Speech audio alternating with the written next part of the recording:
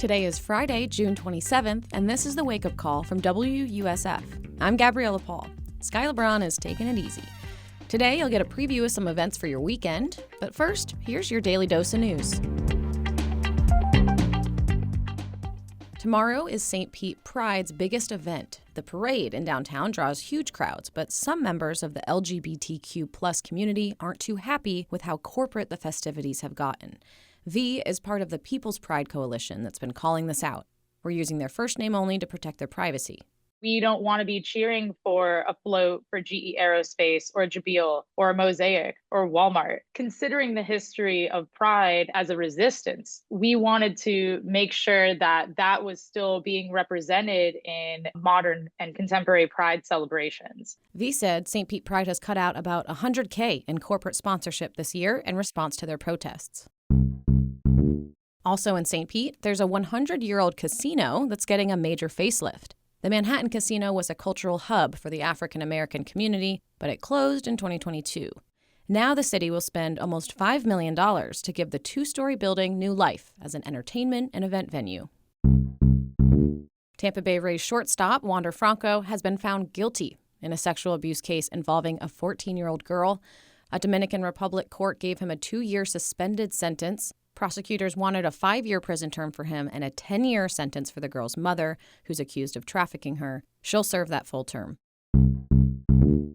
A pair of viruses being spread by mites, plus the dry spring we had, is spelling disaster for honeybees in Hillsborough County.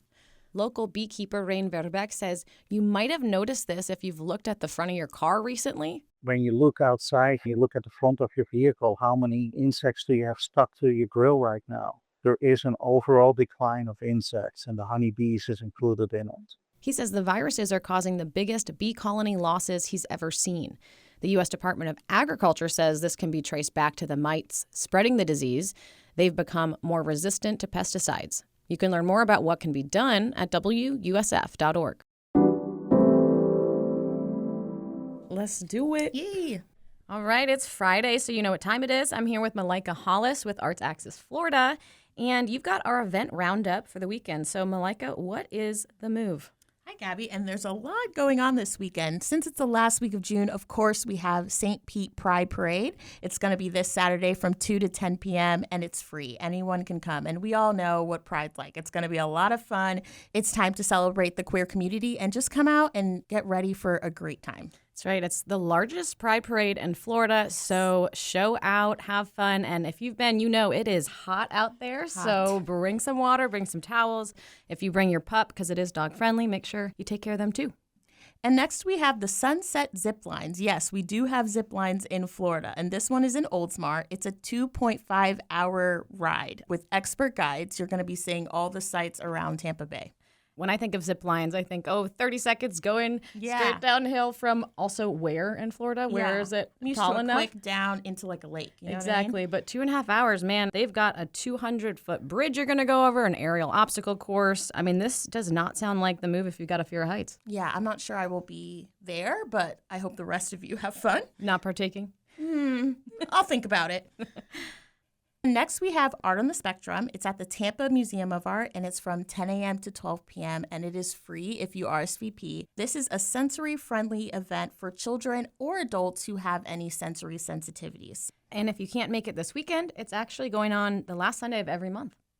And last but not least, we have The Dinner Detective, okay? This is a true crime mystery dinner show in Tampa at the Hilton Garden Inn. So basically, you're going to sit down for dinner like normal, have a great meal, but there's going to be a murder in your midst. Not a real murderer, just to be clear.